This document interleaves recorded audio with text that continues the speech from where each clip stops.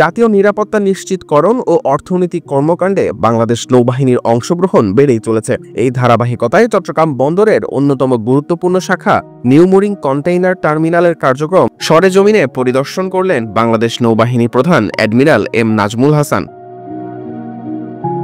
বুধবার সকালে এই পরিদর্শনকালে তিনি NCT-2 জেটি এলাকায় কন্টেইনার হ্যান্ডেলিং কার্যক্রম, অ্যাপ্রেস পয়েন্টে কন্টেইনার এক্সামিন প্রক্রিয়া এবং CTMS ভবনে টার্মিনাল অপারেশন সিস্টেম পর্যবেক্ষণ করেন। NCT কার্যক্রম ঘিরে এই পরিদর্শন শুধু আনুষ্ঠানিকতা নয়, বরং চট্টগ্রাম বন্দরকে আরও দক্ষ, সুশৃঙ্খলপূর্ণ ও সময়োপযোগী করে গড়ে তোলার একটি রূপকল্প বাস্তবায়নের ইঙ্গিত।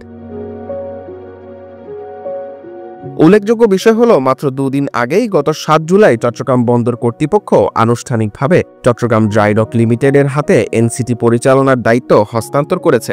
এর মধ্য দিয়ে বাংলাদেশ নৌবাহিনীর একটি সহযোগী প্রতিষ্ঠান সরাসরি চট্টগ্রাম বন্দরের গুরুত্বপূর্ণ অপারেশন পরিচালনায় যুক্ত হল। নৌপ্রধান জানান, এই পরিবর্তনের ফলে NCTর কার্যক্রমে শৃঙ্খলা, সময়ানুবর্তিতা এবং পেশাগত দক্ষতা আরও বাড়বে, যা কেবল বন্দর নয়, বরং জাতীয় আমদানি রপ্তানি খাতকেও ত্বরান্বিত করবে। বিশেষজ্ঞরা বলছেন, কন্টেইনার ওঠানামার গতি ও নির্ভরযোগ্যতা বাড়লে রপ্তানিকারক ও আমদানিকারকদের আস্থা বাড়বে। এতে বিদেশি বিনিয়োগকারীদের আগ্রহ দৃঢ় হবে, যার সুফল জাতীয় অর্থনীতিতে দৃশ্যমান হবে।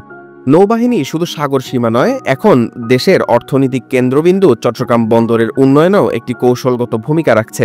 বন্দর ব্যবস্থাপনার এই সামরিক অসামরিক সমন্বিত মডেলটি দক্ষতা ও শৃঙ্খলার প্রতীক হয়ে উঠছে। চট্টগ্রাম বন্দর দক্ষিণ এশিয়ার বাণিজ্যিক একটি গুরুত্বপূর্ণ গেটওয়ে। এর কার্যকারিতা বাড়ানো মানেই দেশের প্রবৃদ্ধির গতি বাড়ানো। নৌবাহিনীর এমন প্রত্যক্ষ অংশগ্রহণ দেশের বন্দর ব্যবস্থাপনাকে নতুন উচ্চতায় নিয়ে যাওয়ার প্রত্যাশা তৈরি করেছে। ডেস্ক নিউজ, বাংলা ধারা, চট্টগ্রাম।